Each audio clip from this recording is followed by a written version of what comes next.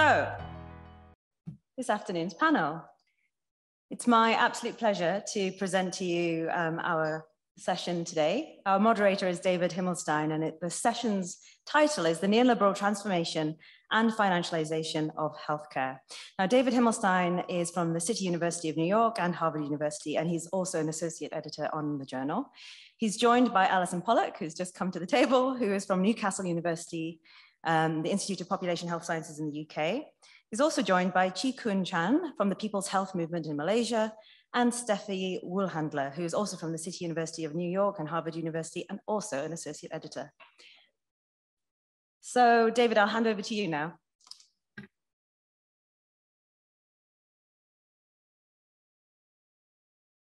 No, how about now? So I'm not sure the journal wants to take responsibility for the national governments that have not taken the advice of the articles, but in any case, we're happy that we've been acknowledged. Let me start by making two disclosures. First is I have absolutely no training in public health. My training is as a physician and as a clinician. I spent 35 years practicing clinical medicine before I ever had an appointment in a public health school. So my perspective is warped by that experience. And second is that there's not complete independence on the panel. Steffie Woolhandler and I have worked together for 40 years, have published some 150 or 200 articles together, and have even had 2 children together. So be warned that there's not independence there. A bit, first of all, about why a panel on health services makes some sense in a discussion of social determinants of health. And that, I would say, 100 years ago would have been a legitimate concern. So back in the early part of the 20th century, the president of Harvard University said that the goals of medicine are to minimize industrial losses due to illnesses among workers and domesticated animals. Really, medicine served as a service to the rest of the ruling class to make capital work, but was itself not operated as a capitalist industry. But over the past 100 years, and particularly over the last 3 decades or so, medicine has become itself a major capitalist industry and influencer, not through its medical practice only, but through its social and economic influence of the life of the society. So that today, the largest employer of any industry in the United States is the healthcare industry. We have some million healthcare workers who themselves live below poverty, and many of them rely on public programs for impoverished people for their own health insurance. And the healthcare system has been enormously deformed by its integration into capitalist production as a production unit, so that we have become in our work not just an influencer of medical outcomes by the work we do as clinicians, but through the influence on society. So at least in the US, we've come to become a major social determinant of health in our own right. So with that, I won't take up more of your time. I'll turn things over to my distinguished colleague, Chee-Khoon, who demurs that the People's Health Movement may not have given him permission to use that label, but has a distinguished career in his own right, whether or not he has that label. I first met Chee-Khoon 20 years ago when he was a visiting fellow at Harvard, and we have not maintained sufficient contact since then, but I followed his work from afar and continue to admire it. So he's going to tell us about the situation in Malaysia, and then we'll proceed with the other 2 speakers. Okay. So, Thank you. I'd first like to thank the organizers for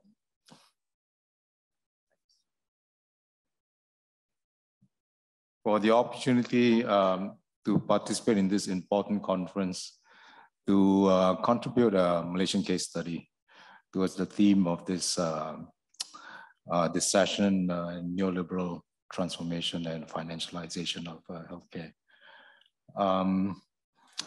A case study which I will present through the lens of global influences interacting with local contingencies. And what do I mean by global influences?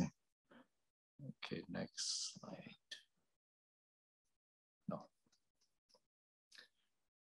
Okay, this slide makes it a bit more explicit, at least in regard to the political economy aspect of globalization, which in this slide I've juxtaposed again with privatization. I'd like to think of globalization in the footsteps of Lenin, Rosa Luxemburg, as technology enabled continuing outward impulse of capital driven by saturated mature markets or capacity declining rates of profit, and the search for competitive advantage in production and in control of natural human resources and for emerging markets. And as against that, again, privatization, I think of as the inward impulse, okay, cannibalizing the welfare state, market creation and market deepening, extending the circuit of capital into a hitherto non-commercial public sector domain. Right, if I had a longer series of slides, okay, to show some time series data, okay, I would make, there would be more visual impact, okay, to that first bulleted point, okay. The fact that, or rather the title of this slide, that we currently have a chronically underfunded public sector healthcare. The fact that it's been chronically underfunded will come across again much more clearly, okay, with some time series data. But so what we have here is a cross-section in time currently, okay, currently. So Malaysia's pluralistic system, okay, in which healthcare is provided by the federal government as a citizen entitlement, funded largely by government taxes plus other public revenues, and by public providers, mostly for-profit fee-for-service paid for out of pocket through private insurance or as employment health benefits. That was a pluralistic system. Okay. Now, these are current figures. Okay. National healthcare spending currently total at 4.7% GDP, okay, which is below the middle income country average, okay, which is 6.6%. And the public sector share of that 2.6% GDP, also below the MIC average of 4%. Okay. It's never reached the 5 to 6% GDP recommended by WHO. Now the 2.6, the 4.7 and 2.6%, okay, is actually current figures which are somewhat, which have only risen, okay, in the last 7 or 8 years, okay. Well, most recently, these current figures, of course, with the COVID pandemic spending. Okay. But even as recent as 10 years ago, the public sector share of national healthcare spending seldom exceeded 2%. Okay. And in terms of the distribution of medical personnel, doctors, for instance, again, for many decades, it was about half and half, okay, slightly more favoring public sector versus the private sector. But in recent years, because of very uncoordinated the establishment of private medical schools and the output of especially medical interns, okay, were flooding the government hospitals for their internships. Okay, so that bumped up the share of doctors because they were included in the figures for public sector hospitals. And so, but for many decades, up until about 7, 8 years ago, it was like roughly half and half, slightly favoring the public sector, both in terms of health expenditures as well as distribution of doctors, for instance. Yeah. Okay, if we look in terms of the developmental history of Malaysia, I would say that we were decolonized, by the way, in 1957. It's a British colony. And one of, you might say, one of the more positive legacies of colonialism was not so much in terms of substance, again, as far as a health system, because what was begun again by the colonial regime before they departed again was the beginnings again of a beverage type system, small beginnings of it, largely in the urban areas. But more importantly, the idea of tax-funded, publicly provided healthcare system provided pretty much free at a point of service. Of course, there was differentiation depending on whether you were a civil servant and then again, first class, second class wards, okay, depending on your designation as a civil servant. And but if you're not a civil servant, you're still entitled. But overall, again, nonetheless, the collection of user fees, again, typically was less than 5% of the actual operational costs, again. And of the public sector healthcare facilities, again. One difference with the NHS, again, was that whereas in the case of NHS, again, the GPs are contracted, right? Contracted providers, again. In the case of the Malaysian Health Ministry, specialists, nurses, primary care providers, they were all salaried, again. Now the other paradoxical difference, again, is that in the early years of the NHS, please correct me if I'm wrong, Allyson, yeah. But in the early years of the NHS, UK was pretty much a unitary state, UK, but nonetheless, again, health services was devolved again, on a regional basis with health authorities and then given the commensurate funding again. Whereas Malaysia was a federal polity, but with a highly centralized health ministry in which the state governments, the provincial governments had very little involvement again as a provider or let alone as a funder again. Even though the financing, the tax collection was very heavily federalized again. So so Malaysia, coming back again to the developmental history before I run out of time again. Malaysia was fortunate and never had to seek emergency IMF loans to cope with balance of payments or debt crisis owing to fortuitous conjunctures. The country avoided structural adjustment program type loan conditionalities and other Bretton Woods instruments of neoliberal policy leverage, in particular in 1970s, 1980s. Again, Petronas came on stream in the early 70s and by 1974 was producing an exportable surplus. So those of you, some of you are not born yet again, at that time, but there was the 1973, the Middle East War, okay, and OPEC embargo, okay. So at a time when especially developing countries depending on oil imports again, were literally starved again, of petroleum and had to incur massive dollar debts again, in order to continue with a modicum again, of petroleum imports again. But Malaysia, in fact, benefited again, from the surge in oil prices again, as an export producing an exportable surplus again. And then in the later 70s again, electronics assembly, as in the other Southeast Asian countries, low-scale electronics assembly was a growth industry which offset additional global downturns again. This time in the late 70s, you recall also there was the Iran crisis again that resulted in another spike again of petroleum prices again. And then in the 1985 again, there was the Plaza Accords again, which where the Japanese, along with I think some of the other European countries, were arm twisted again to increase the exchange rates again vis-a-vis the US dollar again. And that led to a Japanese industry being cost uncompetitive and hence driving a surge of investment in Southeast Asia, including Malaysia. So that offset again what was otherwise happening in other parts of the world, global downturns again. And then, okay, I should make a caveat. So the point I was driving at was that in the 70s and 80s, Malaysia was relatively insulated from IMC policy dictates again. But I put in small font again, a caveat again, which I won't expand upon again. The fact that neoliberal policy dictates are also leveraged through global capital markets and ratings agencies like Moody's, Standard & Poor's again. We can get to a more detailed discussion if there's interest again.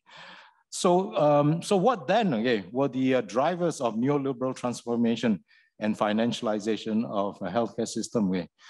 In 2019, I was moderating a public forum at the University of Malaya.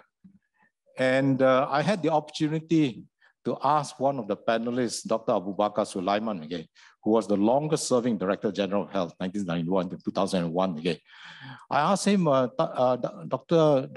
Bakar, you know, during your long tenure as the DG of Health, what were the main obstacles you encountered again on the many occasions when you asked through your health minister again for increased budgetary allocations again for the health ministry again?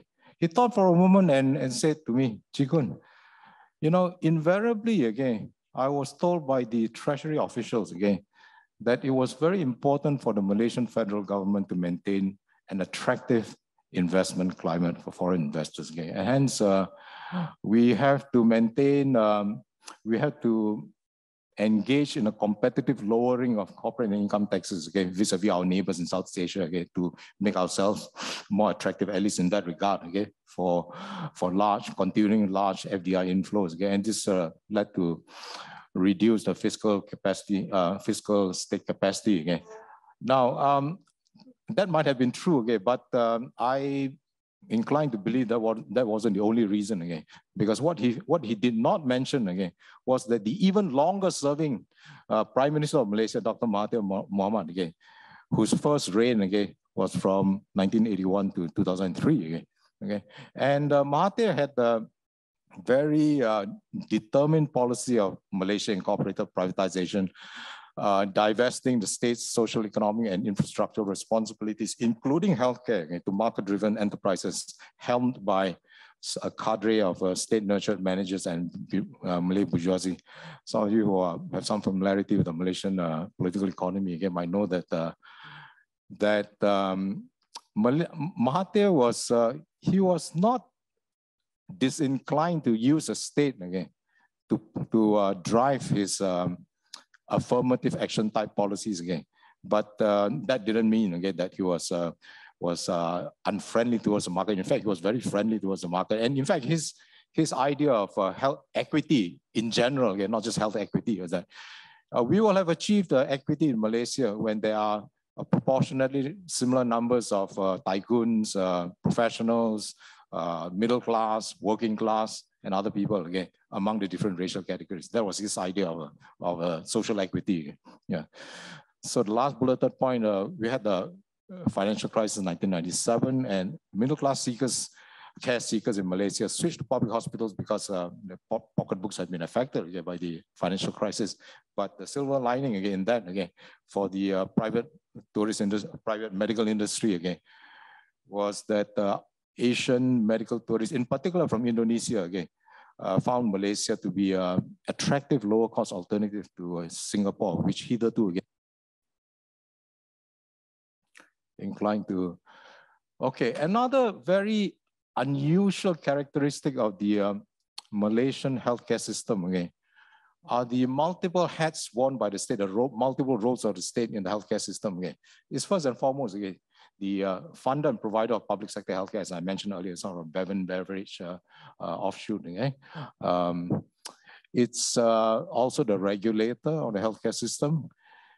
And finally, it's the preeminent investor in for-profit healthcare through GLCs and government-linked companies again. So how did this come about, that last point? Now, I mentioned earlier that we have a pluralistic system in which private healthcare sector has grown very rapidly in the last 2-3 decades, again, last few decades. Again. In 2006, it led to this somewhat paradoxical situation again, in which the Khazanah or Sovereign Wealth Fund, not the infamous 1MDB, okay? So we're talking about the original, the first Sovereign Wealth Fund, Khazanah, okay? Started acquiring major for-profit healthcare assets again. And it was an intervention to ward off a corporate takeover by Singapore interests again, of what were deemed to be strategic national assets again. So Pantai was the second largest private hospital chain in Malaysia that was acquired. The largest was Kumpulan Perubatan Johor KPJ, which was actually another commercial proprietary hospital chain again, but this one owned by a provincial state government in Johor State, the southernmost states, again, right next to Singapore. Okay. So the second largest, Pantai, again, Parkway was the largest private hospital chain, okay, in Singapore. So the two were eventually acquired by Khazanah, merged, okay. And in 2011, Khazanah acquired Acibadem, okay, which is the largest private hospital chain in Turkey, okay. In 2018, after the Khazanah consolidated all these healthcare assets under the IHH umbrella, okay, Integrated Healthcare Holdings. That was done in 2016, okay. In 2006, I'm sorry, it was in 2012, okay. Consolidated under IHH umbrella before they took over Apollo and Fortis, okay. It was consolidated under the umbrella and listed simultaneously in the Kuala Lumpur and Singapore stock exchanges, okay. And based on the IPO market valuation, okay, it emerged as the second largest listed private healthcare provider in the world, okay, after Hospital Corporation of America, okay, with a market capitalization of $8.6 billion US. Okay. So in 2018, okay, it divested its 11% share of Apollo Hospitals in India, which is the largest hospital chain in India, and used the proceeds to acquire 31% a controlling stake in Fortis, the second largest private hospital chain in India. Last bulleted point again, the Mitsui, again, of course, which is a Japanese financial and other aspects of being a conglomerate, again, acquired, raised its stakes in IHH, okay, to 33%, again, and it might have come about because of problems related to the 1MDB scandal, okay, wherein the Malaysian government, federal government, had to raise some liquid cash, okay, to meet the loan applications, okay. So Mitsui raised it 33%, and last year, okay, IHH had to come out with a public denial, okay, of the intention to sell off the remaining 67% stake, okay, in IHH, okay, to Mitsui in alliance with some private equity funds. Okay. So that's the fast forward to the COVID-19, okay, pandemic, okay, which reasserted the crucial role of state in multifaceted pandemic responses. Okay. Malaysia's pluralistic healthcare system survived without resort to wholesale nationalization. I recall that at the peak of the pandemic in Spain, I recall reading that there was some thought of nationalizing the Spanish healthcare system, okay, when there was worries again that their pluralistic system, okay, could not meet the peak demands, okay, of the pandemic in Spain. And same thing, I think also in Ireland, okay, there was also, I'm not sure what happened in the case of Ireland, okay. Yeah. So, but in the case of Malaysia, they didn't eventually do that, okay. The health minister at that time, Khairi Jamaluddin, okay, saw it as an opportunity to reinvigorate public sector healthcare and called for a doubling of the health ministry budget within 5 years, okay. Initiated a health white paper for major health system reforms, okay. I attended a number of the town halls and roundtables, okay. And it was clear from those gatherings that there was very sparse inputs from unions, okay, and which I thought was very unfortunate, considering that labor tax-funded social health insurance was a likely component in an anticipated hybrid financing arrangement that might emerge, okay. Tax funding versus SHI continues to be debated in policy circles, not just as sources of funding, but also the associated provider payment systems along with the inbuilt incentives and disincentives. Tax funding versus SHI, I've included a link, okay, to a very interesting video put out by WHO in conjunction with some of the very prominent mainstream healthcare economists. The video was largely Abdul Yazbek, okay, who was a very senior health economist at World Bank and now is at Hopkins. Okay, interestingly, that video was based on an article in Health Affairs published in early 2020, whose authors included, besides Abdul Yazbek, again, Bill Xiao, Winnie Yip, William Savidoff, the late Adam Wagstaff, and a bunch of other people. there's more to say about it, but not enough time in this presentation.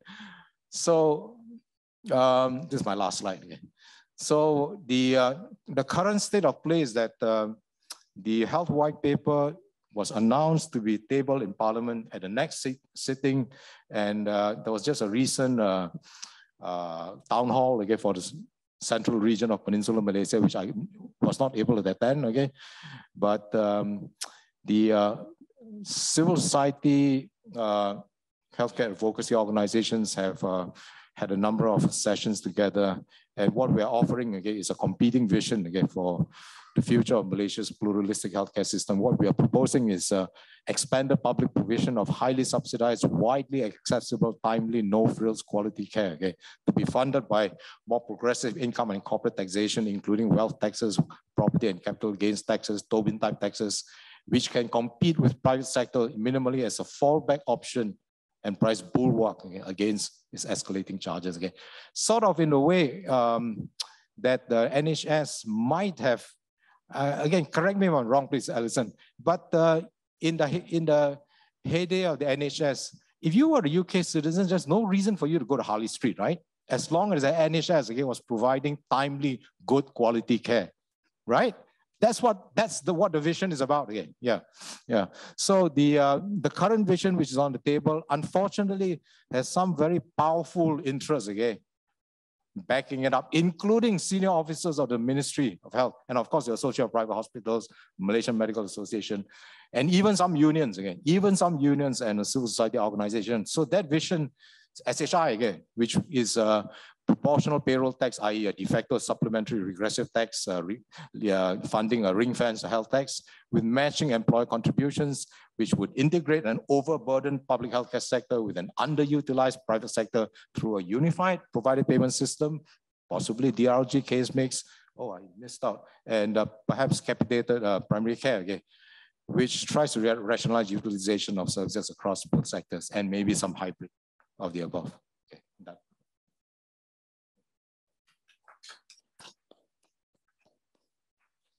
Thanks so much, Chee-Khoon. Allyson, do you want to stand up or? Okay. So Allyson Pollock, for those who don't know her, in addition to being a distinguished academic, is the person in the UK who has for a generation now talked about the assault on the National Health Service, the so-called beverage model, and has been the staunchest defender of National Health Service, not just in the academic realm, but in the activist realm as well. Can everybody hear and see me? Or is it, yep. Okay, would you rather I was over there? Okay, oh, fine, okay, thank you. Thank you very much for inviting me. David, will you watch my time? So if I go over, just stop me, it's fine. This journal is very important, and it was especially important to me last year in 2022 when the Health and Care Act for the UK, for England, was being pushed through, which was really the final piece of legislation dismantling our NHS.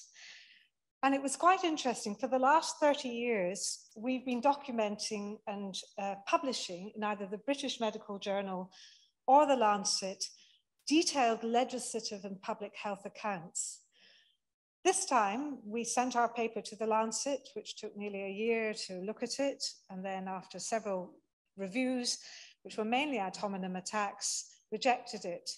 The same with the BMJ, another year and a half. So the reason why our papers, we were keen to get them in, is because the politicians used them during the debate in Parliament. And so our contributions have been seen as very, very important by those who are fighting to defend the NHS. So this time, unfortunately, our paper on the NHS being dismantled ended up, fortunately, being published in this journal.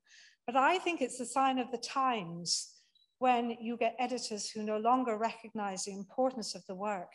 And I have to say the reviewers were all from right-wing policy think tanks. With a lot of ad hominem attack and not much critique. Indeed, we found it easier to have an article published in the New York Times than we did in the BMJ or Lancet. So I think this is a sign of why journals like this are really important. And of course, we need very good peer review, but we also need space to be able to publish. So what some of you will have heard already is the UK NHS, of course, was a model maker for many countries throughout the world. But over the last 30 years, it's been progressively and incrementally dismantled. And it's really being remodeled along US lines. And this is where the work of David and Steffie and others has been so important in influencing our thinking. And the vision is there for all to see. It was there to be comprehensive, cradle to grave, universal, free at the point of delivery, so funded from central taxation, no local taxation, all central, progressive as income tax can be, publicly owned, publicly accountable. Of course, there were always the little Achilles heels with some, through the general practitioners and GP services, but on the whole system was nationalized in 1948, following the landslide government. What holds the NHS together now is actually the belief of the public, because the public still believe they have an NHS and they are still deeply committed to it, as are the staff on the whole, although increasingly doctors and nurses are moonlighting and working in both private and public sector, not understanding that every time they work in the private sector, a little bit of the NHS breaks up and drops away. But nevertheless, it's the public belief in the NHS that is still there today. The politicians have long ago, and I'm afraid it's politicians on the Conservatives, the right, and on the left in Labour, have totally given up on the NHS. And Labour's policy, draft policy, which was published a couple of days ago, shows that the emphasis now is on increasing staffing, increasing a bit of funding, but no fundamental return to the basic values and vision of the NHS.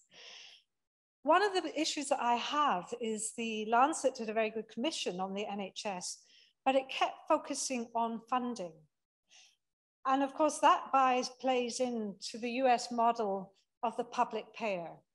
So Tony Blair, way back in the 1990s, said the role of government now is to steer, not roll, i.e. regulate, not actually operate services anymore. And basically that was code for we're going to bring in the private sector and we'll just regulate it like we do the utilities, water or electricity.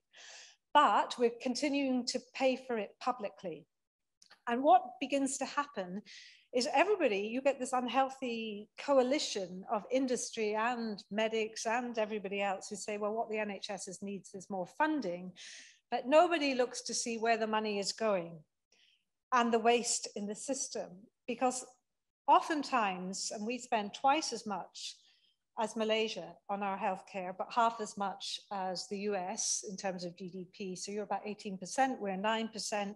That's mainly public, which is the same as the US. So, but really the focus should be on what is the structure and what is the system that we've got. Now, this was a fundamental duty that established the NHS, a duty to provide throughout the country, and Scotland is the same in Wales, as he considers necessary, all reasonable requirements, accommodation, etc. And the services were set out. So that include hospital, GPs. That was a fundamental duty that was then delegated through area-based bodies. And that duty was eroded from 2012 and completely removed last year. So there is no longer a duty on our minister to make sure that there are services for everybody throughout the country. No longer a requirement to plan and have services. So the only thing that's keeping the NHS in place is public belief and public desire to have an NHS. But even that is beginning to erode. They still believe in it, but they believe it's also failing at the same time. So this was really important, and these structures really mattered. Another thing that Tony Blair said, structures don't matter. But we all know that, you know, form follows function. So the structures are really important. And that duty was delegated throughout the country to area-based bodies, and the funding was allocated on the basis of populations which were adjusted for need and age, etc.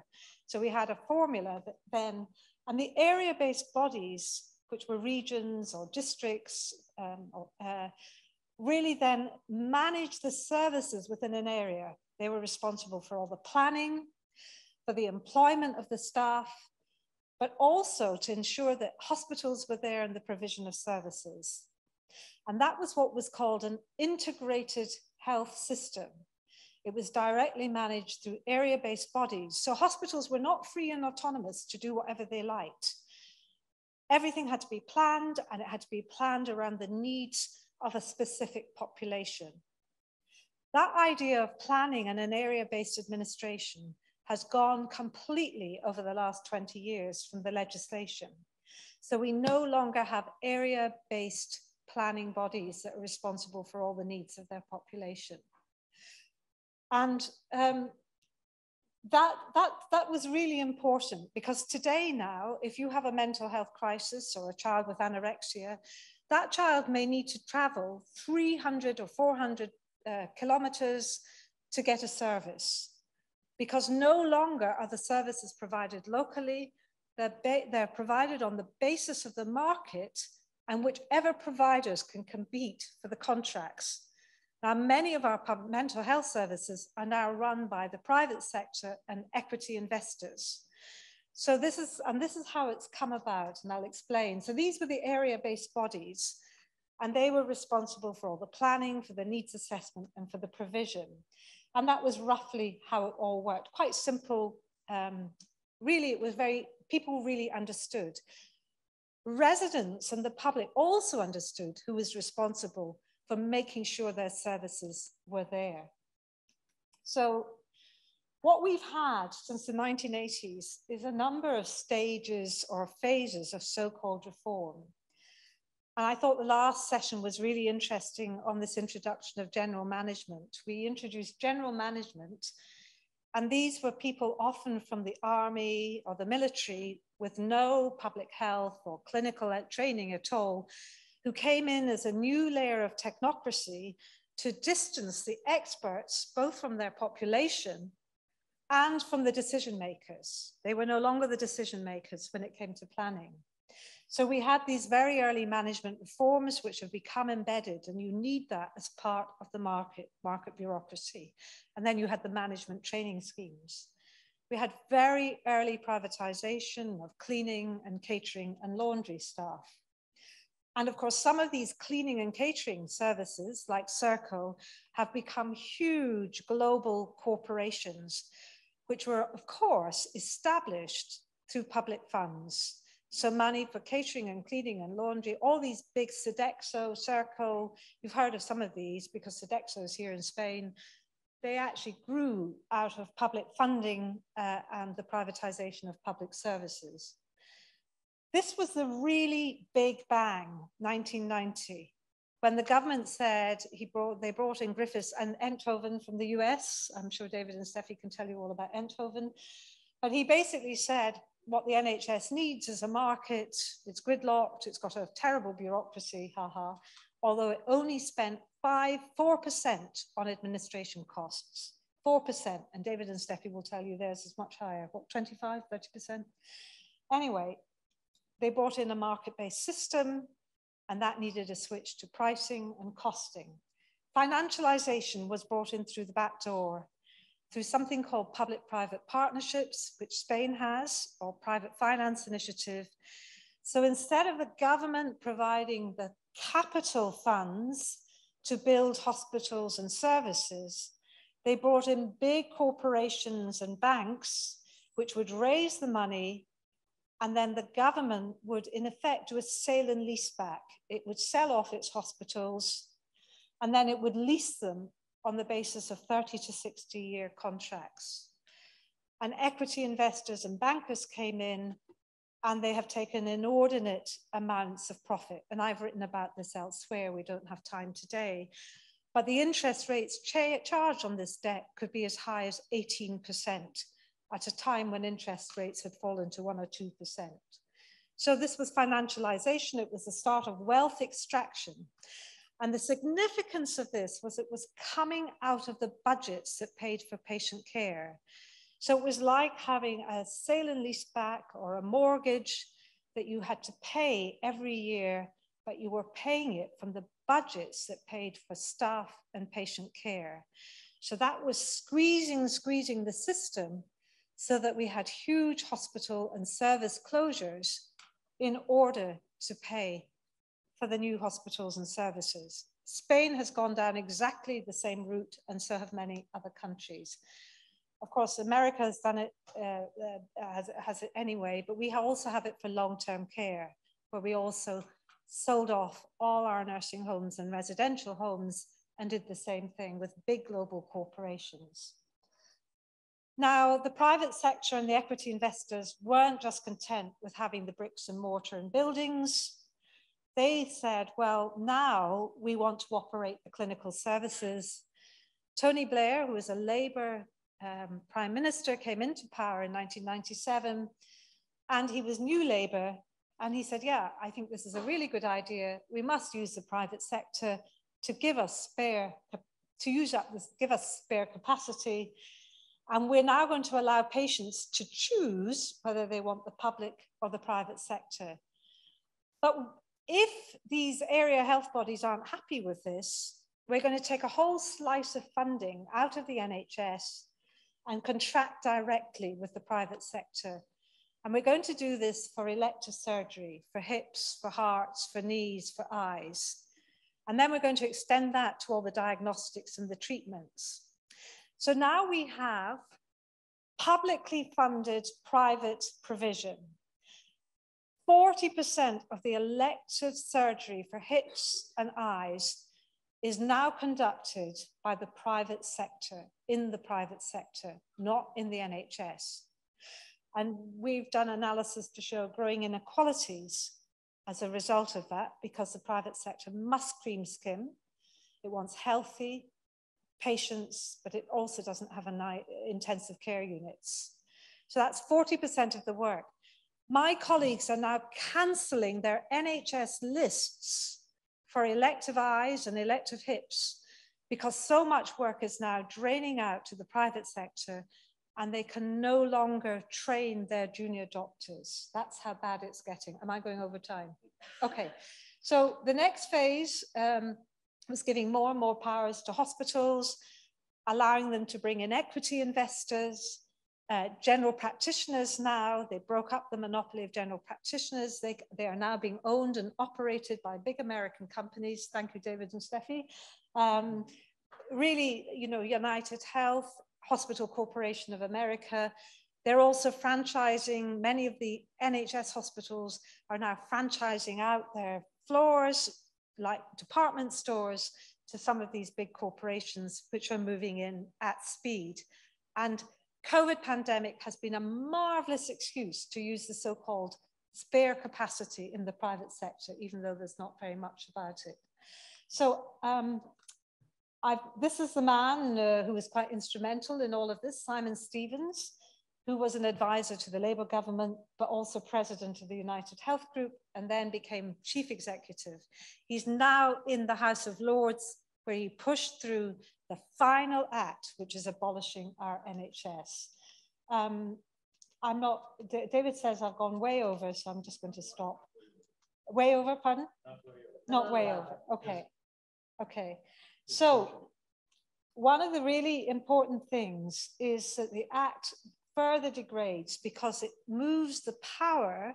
These area-based bodies no longer have planning powers, services are no longer integrated, they're all broken up into trusts, foundation trusts, and the providers now have enormous discretion written into the law, this is in the law, in relation to anything that can be provided. So now providers can decide, these hospitals can decide who they'll treat, where they'll provide services, what they'll treat and how they'll do it.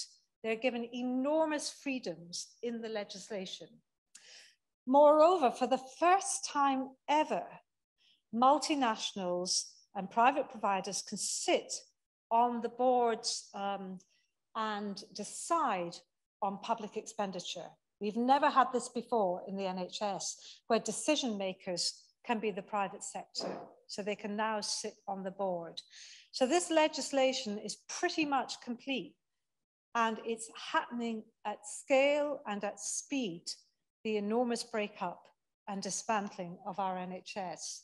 So I'll just show you the range of services that are all being broken up, starting there with the infrastructure, the soft clinical, GPs, nurses, the whole lot is being unbundled and privatized. And of course, doctors are very complicit in this. Many, many doctors have set up their own little companies and chambers and now are migrating to the private sector, but taking NHS funds to do this. Here's some of the pathology services that have been privatized: Spain, Labco, German company, private equity groups. There's a whole lot. You can do it service by service, and we can also show the scale of the contracts. Sinven, I think this is another one you'll all know. Doctors Laboratory, mental health, Signet Healthcare. It now provides, it gets 98% of its earnings from the NHS. Huge employees. Many of the services now, we're now approaching the majority of services now being provided, mental health, by the private sector with equity investors in there. Same for general practitioner surgeries, Centene Corporation, Operos, which is an offshoot of United Healthcare, another American company. Centene, you'll recognize. They're now owning and operating our GP surgeries. They're buying them up, they're paying GPs a lot of money to get access to their services. The GPs are exiting, and this is what's happening. So in summary, the Health and Care Act replaces the principle of comprehensive coverage with a notion of just a responsibility. It's enabling further reductions and closures of services because the private sector can decide who and what to provide. Complete loss of local and public accountability. These services are now completely detached from the populations they once served. And we're getting more and more, because of the political ideology, more and more privatization and leakage of funding. And we're getting greater loss of access to services and levels of care. So we've written about this extensively. The UK has been a model maker for so many things, but I think the US has well and truly overtaken us. And this is the appropriate point to hand over to Steffie. Thank you.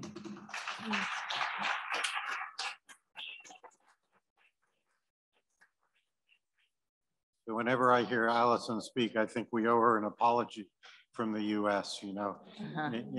In a way, I feel like an infectious disease physician trying to stop the spread of the infection of US health policy, and sort of the invocation that Alan Enthoven, whose first job was as an advisor to the Pentagon in the Vietnam War planning, and who devised the strategy of how to kill the most people with the least amount of expense. That was his first job in the Pentagon, and then took on healthcare as his next job, and then went to Britain to advise them they needed more management. So it's a bit like, you know, the proverb that there's no use going to bed early to save candles if the result is going to be twins. So we now have quadruplets. So Steffi will talk about the US. Okay. The whole reason David flew here to Barcelona so he could tell an off-color joke. Okay. Yeah, I'm gonna first. In the US we always do financial disclosures because so much of our research is in fact corrupted, and they pretend disclosures would stop it, but. I do have no financial conflicts of interest. I'm a co-founder of a group called Physicians for a National Health Program. I'm also an unpaid health policy advisor to Senators Bernie Sanders and Elizabeth Warren for their presidential campaigns. If anyone's thinking about adopting the US healthcare system, this slide ought to convince you not to. This is life expectancy in the US in red, and life expectancy in comparator nations, the dark line. Things were bad everywhere in 2020 with the pandemic, but most other places, life expectancy rebounded, not in the United States. And We're lagging 6 years behind you guys here in Europe in terms of our life expectancy. And don't believe for 1 minute that it's all just despair. There's a lot of despair in the United States, but we also have terrible access to healthcare.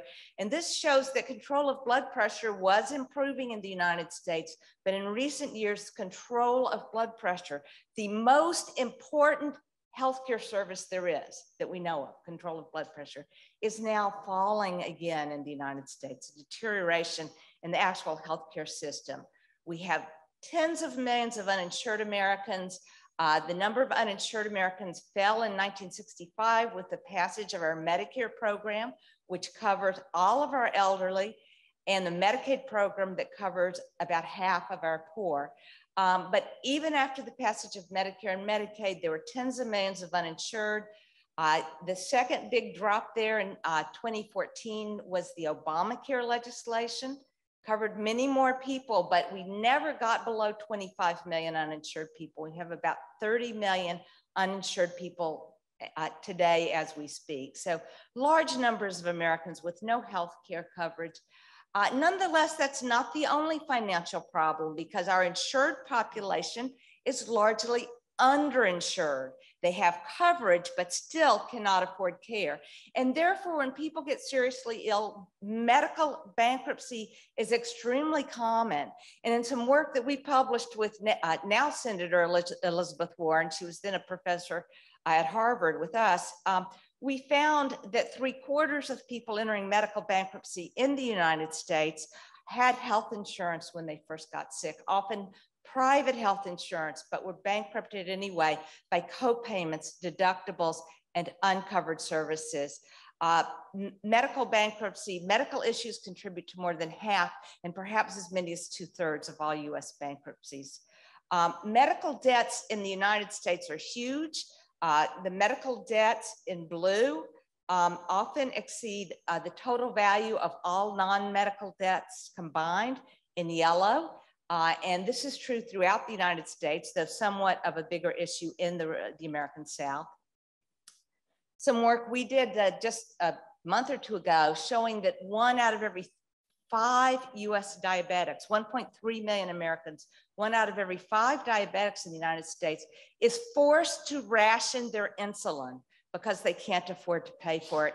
And many of these people have health insurance, but may still have co-payments of $200, $300, $500 per month just for their insulin. Medical debt has serious consequences in terms of the social determinants of health. Again, some work we did just released this year looking at medical debt and seeing if you acquired medical debt in 2018, what happened to you in 2019 or 2020? And it turned out you became twice as likely to become food insecure if you had medical debt, twice as likely to be unable to pay your rent or mortgage, twice as likely to be unable to pay for heat or electricity, and nearly 3 times as likely to be evicted as you were before that medical debt was acquired. Now, this is all occurring in a nation that spends more than any other nation on earth on healthcare. $13,000 per man, woman, and child, $13,000 per person in the United States going for medical care. And well over half of that is actually paid for by the taxpayers through Medicare, through Medicaid, through the so-called tax subsidy to private health insurance, through the health benefits of public workers.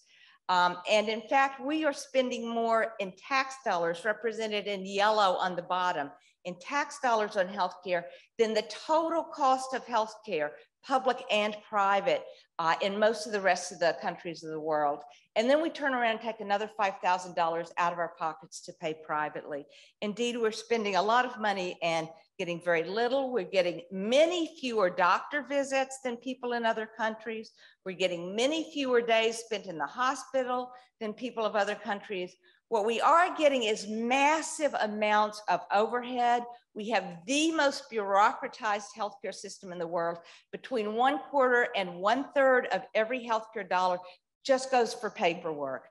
The business of paying for care, of pushing money around, of pushing profits around, rather than being used to actually provide medicines or physician care or nurse care that the patients need.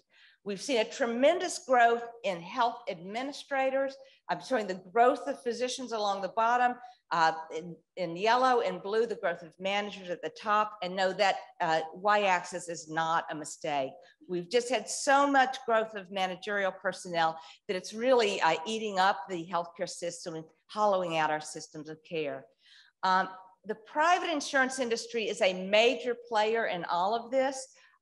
It turns out that at this point, nearly 2/3 of all revenues going to the private for-profit health insurance industry in the United States come from government funds, what Chee-Khoon was calling the cannibalization of public programs.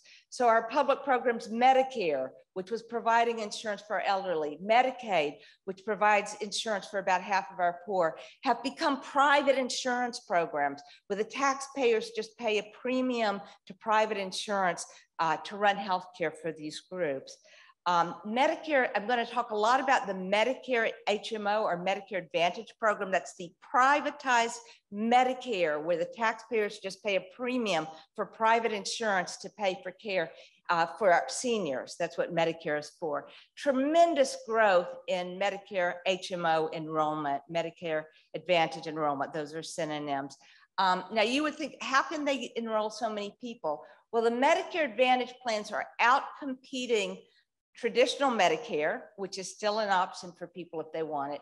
They're out competing, but how do they do it? It's really a mystery because traditional Medicare, which is a social insurance program, similar to Canada's social insurance program, has a very low overhead, only about 2% overhead. Meanwhile, these private insurance-based programs have 14% overhead because of pushing papers around in their own profits. It's hard to believe that the private plans with 14% overhead could outcompete traditional Medicare. But in fact, they do by trickery. They cherry pick healthier seniors. They recruit healthier than average seniors who need little care. So they cherry pick the good risk. They upcode, they exaggerate their risk score. And because their payment is based on how sick the patient appears from the risk score, they get paid more that way. They deny needed care by using managed care techniques like prior authorizations.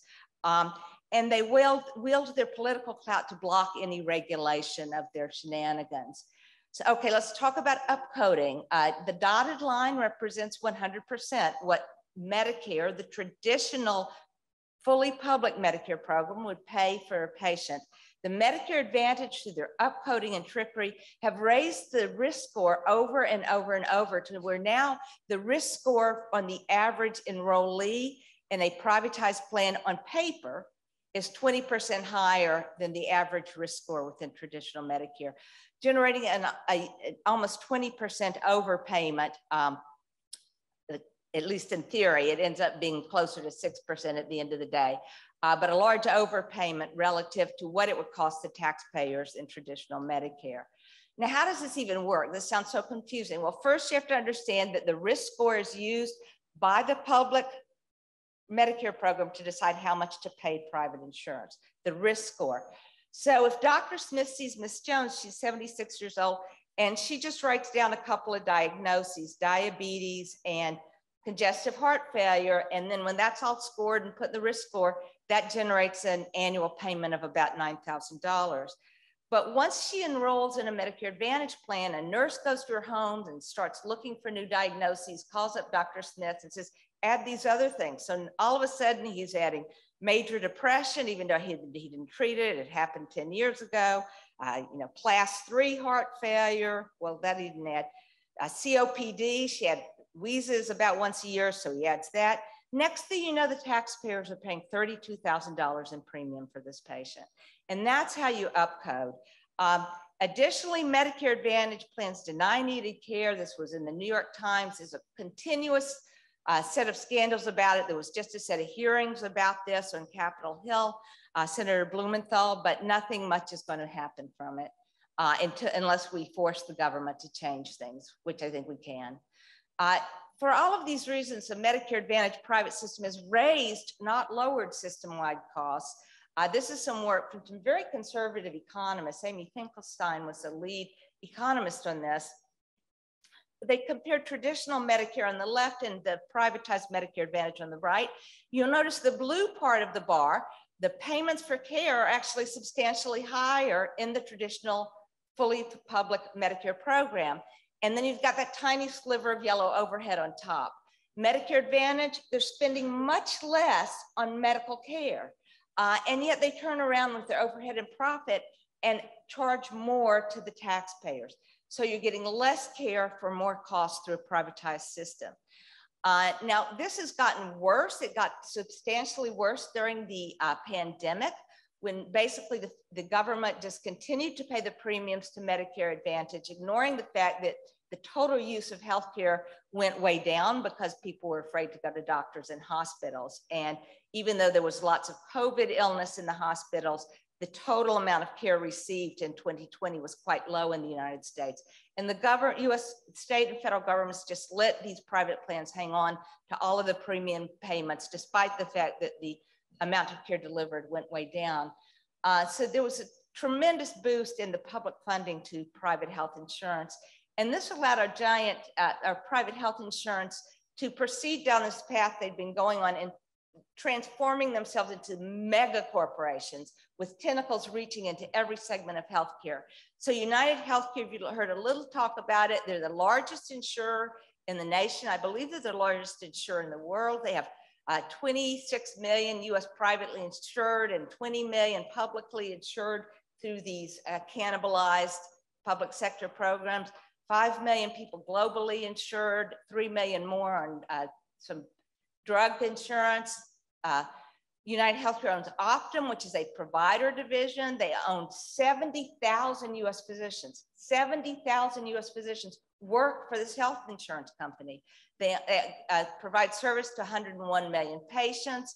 They have an analytics division that does consulting, manages billings. They have an Optum RX that runs a huge mail order pharmacy that delivers 1.4 billion prescriptions annually in the United States, a giant mega corporation. They're part of a financialization of the entire healthcare system where money becomes the mission. Traditionally, providers use capital, that is facilities and equipment, to produce medical care, and medical care was our service mission. In this new financialized world, financialized entities use medical care to produce more capital via profit taking. Money becomes the mission. This has been stepped up by the private equity strategy. Private equity comes in, it buys assets like a hospital and uses debt that's transferred onto the backs of the acquired entities, for instance, a hospital, burdening it with high interest cost, which Allyson was talking about. This is a so-called leveraged buyout, okay? Then you squeeze out the profits by selling the hospital buildings or cutting staff. You enhance the profitability or your assets value by rolling up your multiple hospitals or multiple doctors' practices into a giant group, which enhances their market power to command higher fees. And then you plan to sell off the rolled up entities in 3 to 7 years. That's private equity, and it's like capitalism on steroids. Things can happen very fast and very violently. In fact, we've had over $1 trillion in private equity investment in the United States in the past decade or so. Currently, private equity owns a substantial share of all US hospitals, nursing homes, hospices, and a large number of physician practices in women's health, dermatology, gastroenterology, cancer, and particularly in the emergency room sector. Now, what happens, and this is just a tale about when Carlyle Group bought a giant nursing home chain. Carlyle is very closely tied in with government. They've employed British prime ministers and 2 US presidents and the supreme commander of NATO. They bought a large nursing home chain. They spent $6.1 billion in a leveraged buyout. They put the debt on the back of the nursing homes, not on Carlyle. Then they sold the nursing home real estate, got all of their money back out. They paid off the investors and charged the nursing homes $472 million in rent. They did layoffs and cost cutting. There were soaring violations. Finally, the nursing home chain went bankrupt. The CEO walked out with $100 million. Private equity ruins nursing home care when private equity takes over nursing homes, some things go up and some go down. The things that go up are mortality, the use of antipsychotic medications, which really have very little place in the nursing home setting, and taxpayer costs. The things that go down are overall staffing and nursing staffing. I wish I could tell you that nonprofit hospitals were the answer to financialization. In fact, our nonprofit hospitals have become substantially financialized. And this is New York's largest nonprofit hospital, Northwell. During the height of the pandemic, from March to December of 2020, Northwell sued over 2,500 patients for unpaid medical bills, okay? And in fact, I want to show you this picture because people are protesting, people are extremely angry about the behavior of nonprofits as well as the for-profit system.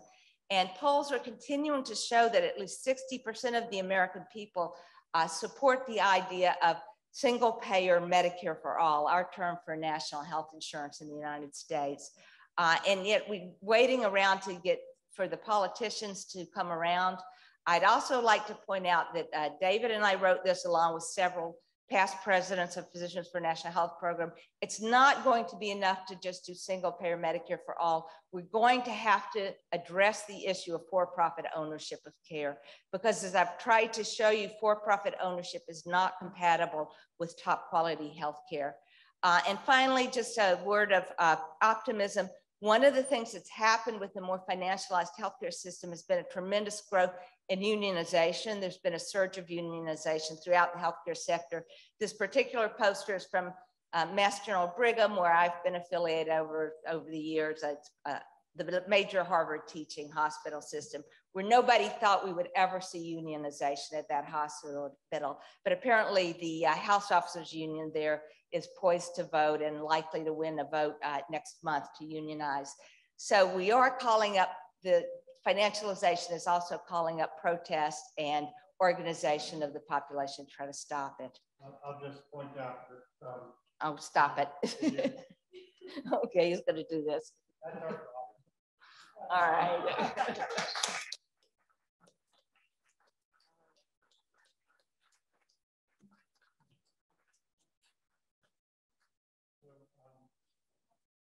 We're pressed for time. We're pressed for time. I'm cognizant. Do we have time for a few questions from the audience? I think we'll just go to the audience rather than encouraging more discussion from those of us up here. Well, I'm sure Allyson, I think so. Yeah.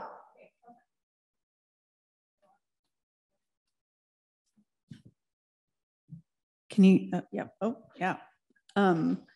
So I was really interested when you were talking about United Health in circling back to the theme of the journal and much of the discussion today around the social determinants of health. And because I'm reflecting on my use of some data that is provided by United Healthcare called America's Health Rankings. And so they assemble all of this data that's supposed to provide these really comprehensive profiles of what health in the individual United States look like. So you can make comparisons between states and within a state over time. And the language around the provision of the data is very social determinants of healthy, right? This concern for upstream factors. And naturally, it got me thinking, you know, I don't know exactly what my question is. I think it's really more of a comment on the strange bedfellows, if you will, and what to make of it and what your thoughts are with this intimate knowledge of how these institutions function or rather dysfunction, and yet the role that they play or try to play in influencing the science that we're doing about these very destructive forces, really. Yeah. Go ahead. First of all, I use data from all sorts of places, and I do work on medical data. I often use credit reports from credit agencies, which is, the credit industry is horrible, but so you're allowed to use data from wherever you want. The use of the term social determinants of health, that's just an appropriation of an opportunistic appropriation of the term. United Healthcare has no real interest in addressing social determinants of health, which have everything to do with private profit, and they're not about to start addressing that. They're happy to send home a bag of groceries and say, look at us, how nice we are. We care about social determinants, or give someone an air conditioner that costs, I don't know, $200 and install it in the window. Look at us, we're so nice. They're not really ready to address social determinants of health. You can also often use that language to get grant funding or get the federal government to kick some more money at you, which is what's going on in the Medicare Advantage program. So if United goes to government and says we need a little more money for social determinants of health, they'll probably get it. But this is not sincere. That's really a window dressing, if you will. I guess I'd label it as akin to greenwashing in other fields, right? It's when an oil company talks about its concern for the climate, very similar to United Health talking about social determinants of health. And if I could, I'll say it emphasizes the importance of Alexis Benos's comment earlier, that we really identify what lies behind the adverse social determinants of health. What are the causes? And I think the C word is the appropriate cause. Capitalism is the appropriate cause. And if I could say also, Allyson, it's interesting that the Lancet editors won't publish your views on the National Health Service, and yet are happy to. I guess I was just listing Richard Horton's editorials in the last 2 years that have cited Frederick Engels as the real originator of social determinants of health, and Rosa Luxemburg as the real originator of global health, and his most recent citation of Antonio Gramsci as the key guide to what we should do in response to the rise of fascism. So things far away, he's perfectly happy to take a progressive view. Others? Yeah.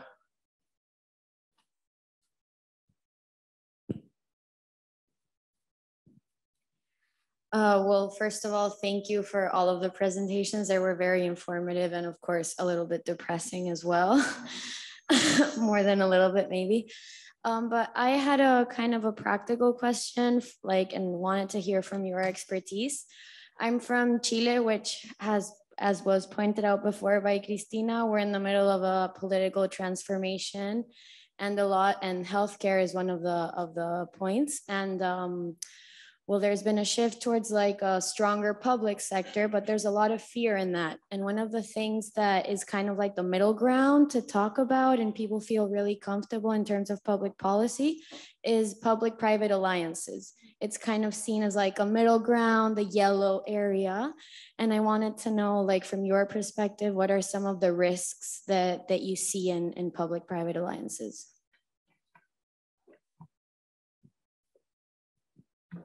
This is very much a sort of a new labor, philosophy, but of course it matters. It absolutely matters who's providing, who's funding, who's providing healthcare. There is no middle ground. And I think the US example is the best illustration of that. And the UK is rapidly catching up. So all you can do is use the evidence from elsewhere.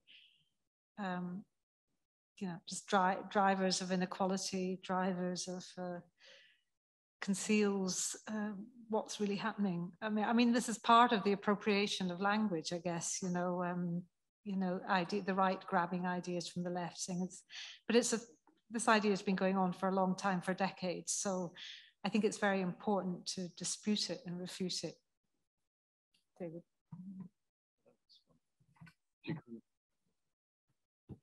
Yeah, I'll approach it from a slightly different angle. One of my slides, I had a phrase there, targeted approach, okay? I included a link to a short commentary I wrote in Global Social Policy, okay?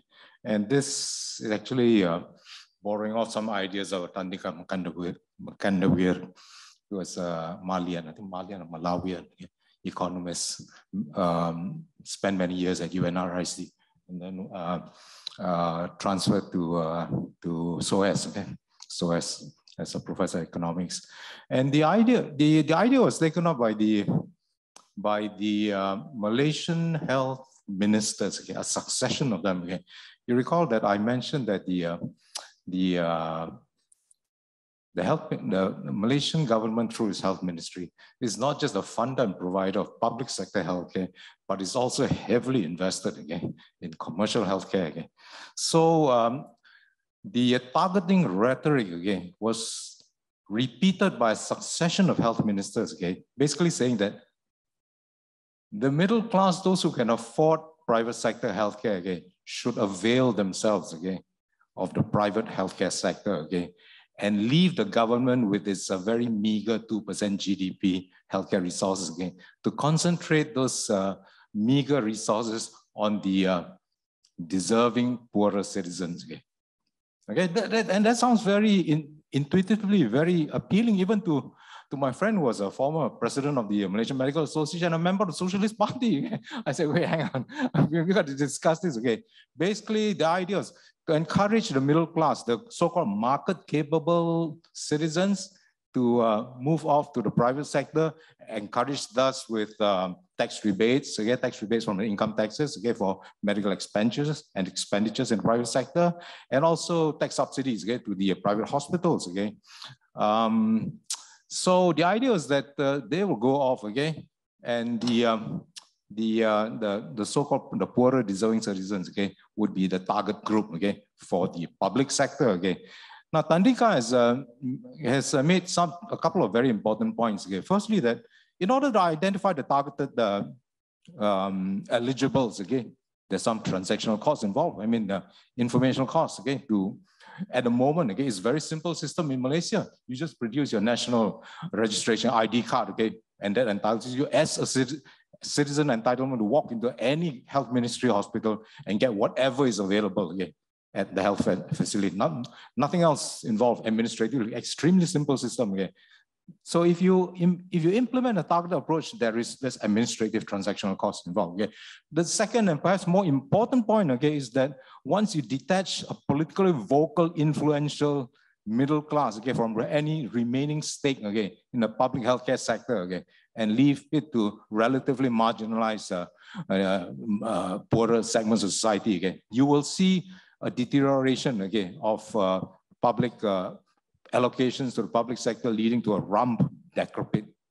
So on those grounds, again, I finally managed to persuade my friends that no, it's not a good idea, this targeted approach. And especially again, when the federal government has heavy invested stakes again in commercial healthcare.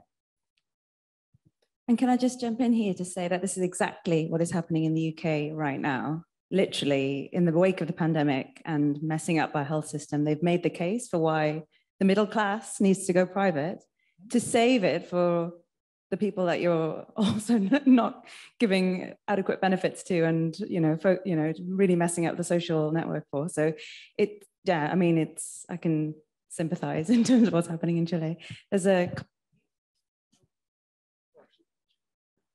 Thank you. I would like to participate in the polemics. I'm not going. I don't actually have a question. The question is, didn't you study what has been happening the last 40 years in the world?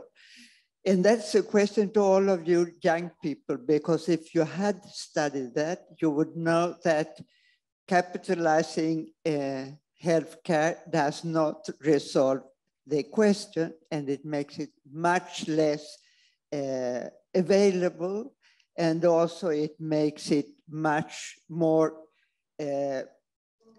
negatively redistributive. And I think that history shows that, and in that sense, I share the point of view of our Greek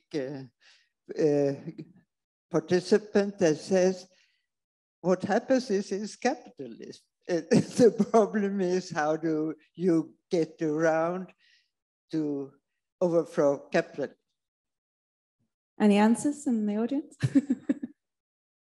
I mean, to take off on something that Esa Cristina says, you know, Donald Berwick, who ran the Medicare program in the US and is considered sort of the health quality guru in the US, often likes to say that every system is perfectly designed to achieve its results. And the results in healthcare are the absolutely natural outgrowth of a capitalist system running not just the healthcare system, but our country as a whole. So if we actually hope to have a different outcome, we need a different system to design it.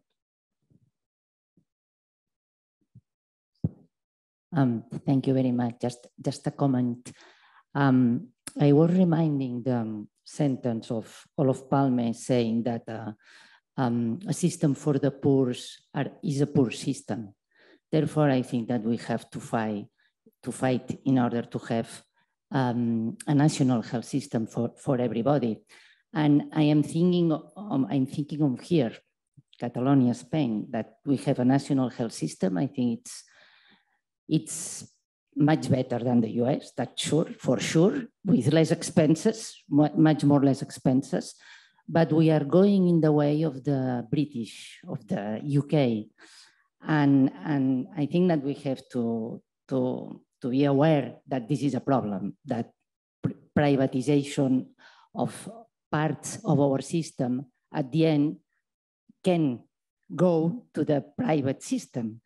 And I think that people as us, we have to fight in these countries, as for example, Catalonia, we have to fight to be able to maintain the system that we have, that in general is much good than the one that you have explained mainly in US.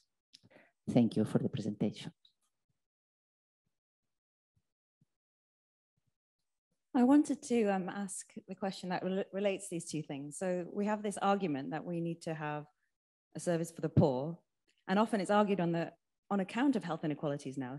All the time, as you say, there are grants that are available for social determinants of health work and health inequalities work in the NHS and the US especially. So how do we counter it?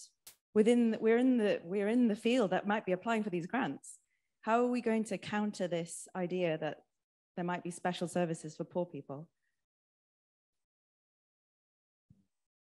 You may not have the answers, but I have opinions. Yeah, exactly. Okay. First, the system as a whole has to work, which we don't even have that in the United States. Our system works extremely poorly, and it's very unequal. So that's the first thing.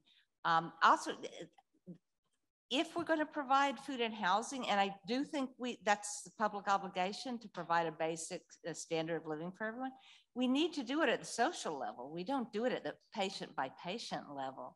And all of the social determinants of health, at least in the United States, are to give a bag of groceries to this patient and a room air, bedroom air conditioner to that patient, and not deal with the fact that we have a profit-oriented food system that sells overpriced and overprocessed food that makes people obese and poor, or not that we have global warming and we need to stop our reliance on fossil fuels. No, we're going to deal with social determinants, one bag of groceries at a time and one. So we do need all these things, but the grants need to be to deal with social problems at a social level, not at an individualized medical level, because that's actually undermining the systems we need to actually improve health overall. I guess the other thing I would say is, having worked as a clinician in public hospitals for the poor for 35 years of my career, physicians, we do need to actually deal with the problems in front of us in whatever way we can, and then also go on to solve those problems, not just put Band-Aids on them. So when a patient with breast cancer has pain, yes, we give them pain relief, but also we treat the cancer. So those kinds of programs may be the only sort of pain relief that we have available to us at this point, but it's an obligation to say, let's cut the cancer of capitalism out. Yeah, it's been really thoughtful discussion, and I'm going to come back to picking up your point just now, Christina. There's no system in the world no country has provided universal care through a mixed public-private partnership. So that's number one. And if you've never done it, The US is the best example of what happens when you try. Huge escalating costs, increase inequalities, over-treatment and under-treatment and denial of care. So, you know, you've got the evidence base there. Goody was asking about, we've seen this trend in national health services where the physicians and nurses are to become the lifestyle. We've now got a new discipline of lifestyle medicine. What is it, for goodness sake? But I think it is the bag of groceries, welfare. But the medical model is not the way to address this. And actually, medicine should stick to medicine, and all the social stuff should be going in through social services, local authorities. And everything now seems to be going through a medicalized model, which is very much about individual responsibility and lifestyle. And I'm very curious about this new discipline of lifestyle medicine that is emerging. I don't know whether it's come from the States, but I'm seeing it more and more in the UK. Yeah, just a quick clarification. What I didn't intend to mean, okay, a blanket disapproval of targeting. This, I mean, if we refer back to the context of Tandika's original thinking about this targeting versus universalism. Okay? So what we in Malaysia favor again is that healthcare equality of healthcare equity in healthcare access. Okay? Healthcare on the basis of needs. Okay? Funded by progressive taxation. Okay? Along those lines which I mentioned. Okay? Rather than what's being proposed, again, that you have a targeted approach, okay, encourage them with tax rebates, etc., and then the separate, effectively a two-tier system eventually for the marginalized. And I must, maybe in the US context, it's also important to emphasize, there needs to be targeted programs for reparations. So we have a country in the US, and I think, in fact, much of the world economy that's built, I mean, our society is built on stolen land that with profits made from stolen hands. And the descendants of those people today are impoverished and exploited, and continually so. So programs that repair the damage that's been done historically to parts of our population should be targeted. So we need reparations, but that's a very different thing than saying that we need to allow the medical system to decide to replace a social program with our approach to who we decide is needed. It's been another amazing session. Can we please thank all of our panelists for their contributions?